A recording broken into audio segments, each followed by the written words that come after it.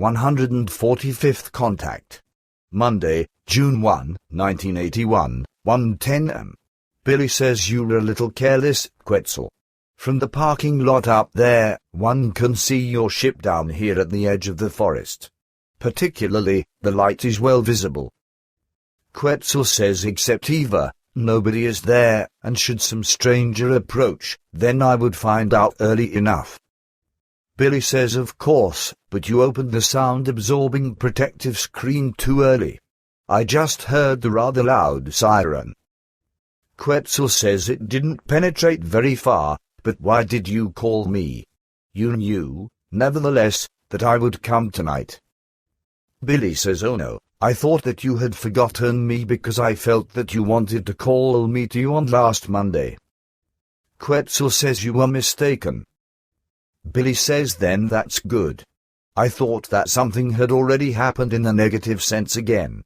Since our last meeting, I have experienced all kinds of things that were rather unpleasant, despite the joy that I also had on the other hand.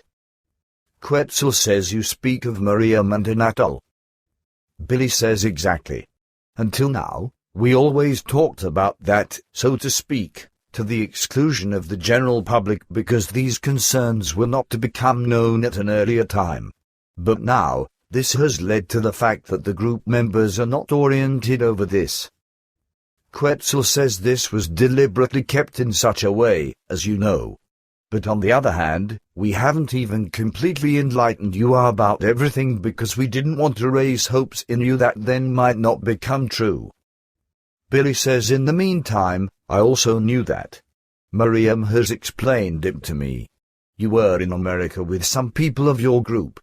Together, you tried to win some Americans through strong impulses, to our case, and you also tried for a long time to give Elsi appropriate impulses, which should have had the consequence that she would carry them out and visit those of whom you influenced. Quetzal says you were properly informed about that. But unfortunately, Elsi has hopelessly failed because as with her first trip to America, she let herself be overrun by the country and the people, so she was incapable of receiving our impulses. Her sense was, by and large, only aimed at enjoying a purely private vacation and at allowing the strange impressions of country and people to work uninhibitedly, uncontrollably, and without opposition in herself. As with her first trip, it led to the fact that she lived there completely unobjectively and ignored her given task and did not fulfill it. On the contrary, she destroyed much and made it impossible that she could deliver an amount of $68.30 to you, which different people were willing to hand to her if she had fulfilled her mission faithfully to the instructions. In her lust for power, individualism, stubbornness, self-glory, obstinacy, and disputatiousness, she even produced a quarrel with authoritative persons whereby she, as always, unreasonably and stubbornly imputed the faults of the other parties and even wanted to be without mistakes, as she has, for quite some time, driven it in increased measure to the peak, as compared with the group members. This effect is also extremely destructive in your group, so it seems urgent that she be excluded from the internal group for the time being, as our order was announced to you by Meriam. Billy says that is one damn hard course, Quetzal. I think that there is another way, that she is warned for the last time, namely in writing, because she is always inclined to deny everything that was explained to her or that was otherwise discussed. She always goes so far with it that quarrels emerge because she always strictly holds to her denying assertions until an argument arises. With this, she is just as stubborn as with not wanting to admit her own mistakes, which she always pushes with precision-like firmness into others' shoes. Now the group itself, after the recent ricochet of Elsi in America, is united over the fact that first of all, a very last and written warning should be given to her. If she, nevertheless, does not follow this, then she should be excluded from the core group for 2 years, but with the stipulation that she, nevertheless, has to continue and to fulfill her responsibilities to the core group. Should this also not produce the necessary change in her, only then would we completely exclude her from the core group. What do you think about this? Quetzal says a good solution, and it corresponds, rather, more to the needs of your group than our proposal of an immediate exclusion. Billy says I think so, but now to Anatol and Meriam, and I would like to learn a few things by repetition, even for the better understanding of those who will later read our conversation. Anatol is a man who was used by a group of extraterrestrials as a contact person to operate a very specific reconnaissance work on Earth. He stands, or, rather, stood in contact with people of that group, which is under the leadership of a certain Ashtar Sheran. These Ashtar Sheran people formerly cooperated with the Giza Intelligences and were, therefore, expelled by the Plejarians from the planet Earth and were deported. For the exact dates of this, one would have to go to our earlier contact reports. See Block 136th Contact on Monday, Oct. 20, 1975, page 460, and 38th Contact on Thursday, Nov. 13, 1975, page 488, and Block 244th Contact on Monday, Feb. 16, 1976, page 81 to find these, because as far as I know, these things were officially discussed between you and me. In the course of the last decades, however, Ashtar Sheran and his people have reasonably changed to the positive and to that true truth, which has allowed them to remain active on the Earth in practically a reparation process or in a reparation mission, whereby the Plejarians have made available to them different kinds of their own older ships. So people of the Ashtar Sheran group already came to the Earth again a long time ago, lately sought contact here, and worked for a certain truth mission, which consists, among other things, of confirming your existence and my mission. Meriam, on the other hand, a young girl not quite 17 years old, is one of those telepathic contact persons of you Plejadians, of whom you have told me on occasion. The girl knows Anatol personally and, in addition, is established extremely powerfully in spirit telepathy and in various other powers, which she is supposed to use for the purpose of our entire mission. In the next to last week of May, she called me, and I could ascertain her immense strength of spirit telepathy. Through her, I then learned of the close connections between their annual partnership work and of the unpleasant facts around Elsi in America. But she also spoke of Anatol, who began, according to her information, his public clarification work at about the same time that she got in touch with me. Quetzal says your remarks are correct. Billy says, well, then there is still the problem of the foreign mission reception. I think that this project is impossible on my part because with persons such as Elsi, one cannot carry out such ventures. Also, we have people in our group for whom such work is in no way appropriate. We can't utilize such non-diligence in an enterprise such as this, but just as little as also not ricochets and grumblers. Just one such person in a project like this could let everything collapse within days or cost the assets of all.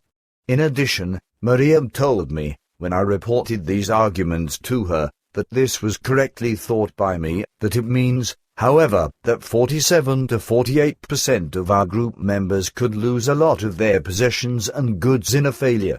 Should this not be the case, then the total attitude of all group members would still have to change very much and thoroughly for the better, after which, then, still the planned much-needed and thorough change for the better, after which, then, still the planning and necessities could be done and be created by all members.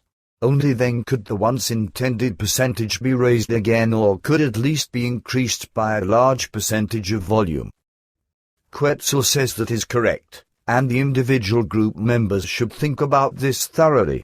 Regarding the negative machinations against you, especially starting from the brothers H and K, we have already been striving for weeks to alleviate these.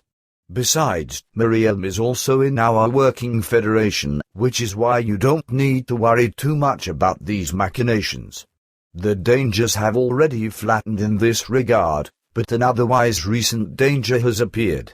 According to our calculations, attacks against your life will threaten you again, so you should, once again, take increased caution. Billy says okay, I'll note that. Only, I'm not afraid. What I wanted to say otherwise now, it is certain that the Americans want to produce a large film about us and our mission.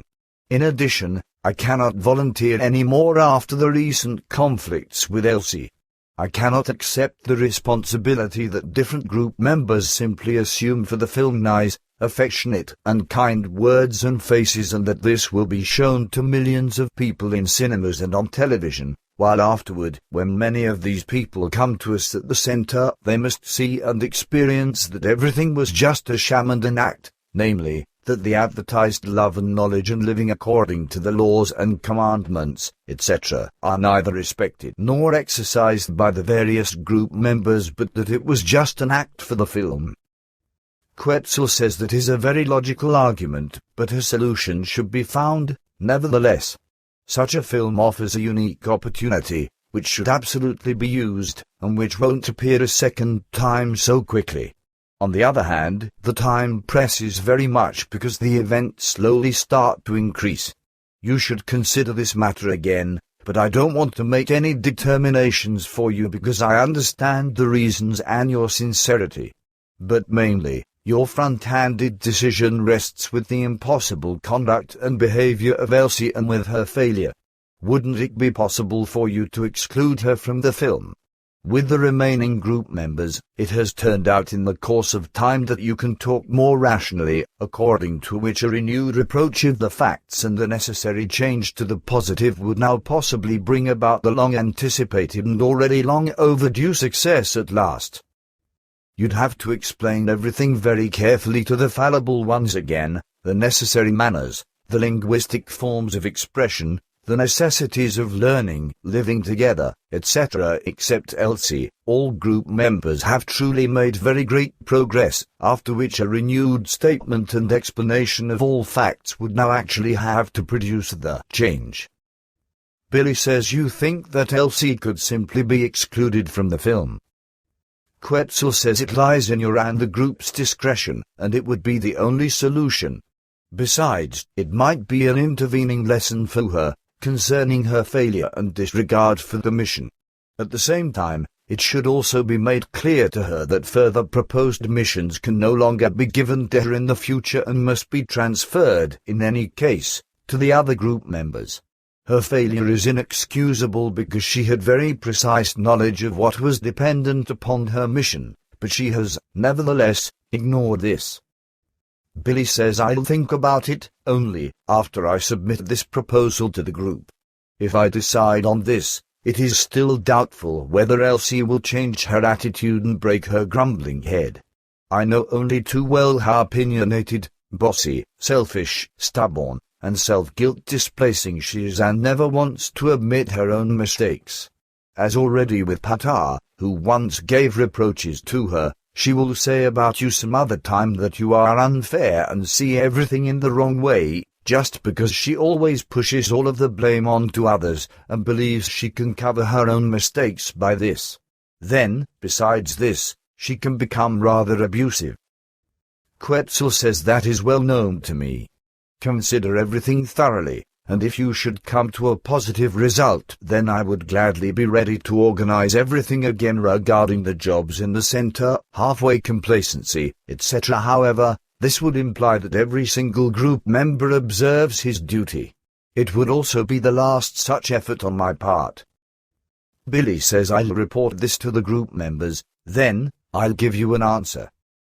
Quetzal says well, I await your answer as soon as possible. Now, I would like to inform you that we have decided to give you new predictions in the near future, as this was promised. In addition, you will have to put aside some time in the coming months to learn some new things that are necessary for you and our mission. You will also increasingly meet with Meriam, whom you should inform in certain things. In addition, Anatol will also frequently be with the lot of his. But now, enough for today. Until we meet again, and dear greetings to the group members, also from Semiaza, who still remains on error. Billy says many thanks, then. Bye and until we meet again. The end.